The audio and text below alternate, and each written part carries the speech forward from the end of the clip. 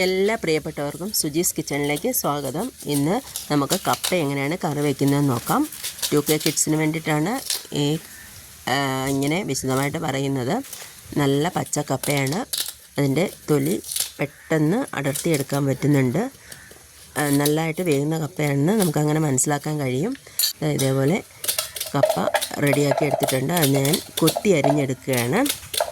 നന്നായിട്ട് ഒരേ വലിപ്പത്തിൽ തന്നെ കൊത്തിയെടുക്കാൻ നോക്കണം. അങ്ങനെയാണെങ്കിൽ വേവ് കറക്റ്റ് ആവുകയുള്ളൂ.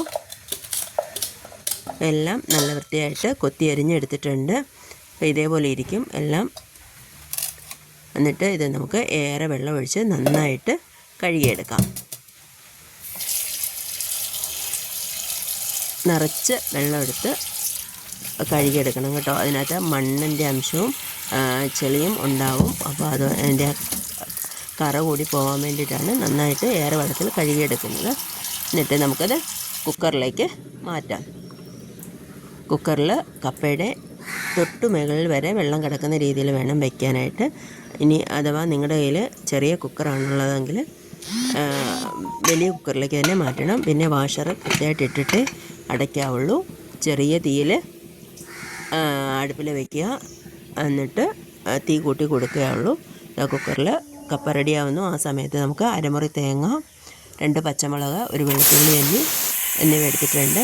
കുക്കറിൻ്റെ 3 പ്രാവശ്യം വിസിലടിച്ചു. ഞാനത് ഓഫ് ചെയ്തിട്ട് പതുക്കെ അതിൻ്റെ നോസിൽ പൊക്കി വിട്ടിട്ടാണ് അടപ്പ് തുറക്കുന്നത്. ഇതേപോലെ നല്ലതായിട്ട് വെന്തിട്ടുണ്ട് കേട്ടോ കപ്പ. അപ്പോൾ ഇത് നമുക്ക് വെള്ളം ഊറ്റിക്കളയണം. ഊറ്റിക്കളഞ്ഞതിന് ശേഷം ഇതിലേക്ക് മിക്സിയിൽ ഒതുക്കി വച്ചിരിക്കുന്ന തേങ്ങാക്കൂട്ട് കൂടി ഇതിലേക്ക് ചേർക്കണം. എന്നിട്ട് ഒരു അര ടീസ്പൂൺ ഉപ്പോളം ചേർക്കണം. എന്നിട്ട് അല്പം വെള്ളം, ആ മിക്സിയുടെ ജാറ് കഴുകിയ വെള്ളം കൂടി ഒന്ന് ഒഴിക്കണം. കാരണം എല്ലായിടവും ഉപ്പിൻ്റെ അംശവും ആവാൻ വേണ്ടിയിട്ടാണ്. അല്ലെങ്കിൽ രുചി വ്യത്യാസം വരും. അതിലേക്ക് കറിവേപ്പില കൂടി ഇട്ട് ഇളക്കിയെടുക്കുക. നല്ല സൂപ്പർ കപ്പ വേവിച്ചത് റെഡിയായിട്ടുണ്ട്. ഇനി ഇത് നല്ല മത്തിക്കറിയോ അയലക്കറിയോ ഒക്കെ കൂട്ടി നമുക്ക് കഴിക്കാവുന്നതാണ്. അപ്പം നിങ്ങൾ ചാനൽ ഇഷ്ടപ്പെടുന്നുണ്ടെങ്കിൽ ലൈക്ക് ചെയ്യുക, കമൻറ്റ് ചെയ്യുക, സബ്സ്ക്രൈബ് ചെയ്യുക, കൂട്ടുകാരിലേക്ക് ഷെയർ ചെയ്യുക. സുജീസ് കിച്ചൺ നിങ്ങൾക്കായി ഇനിയും പാചക വീഡിയോകളുമായി എത്തുന്നതായിരിക്കും.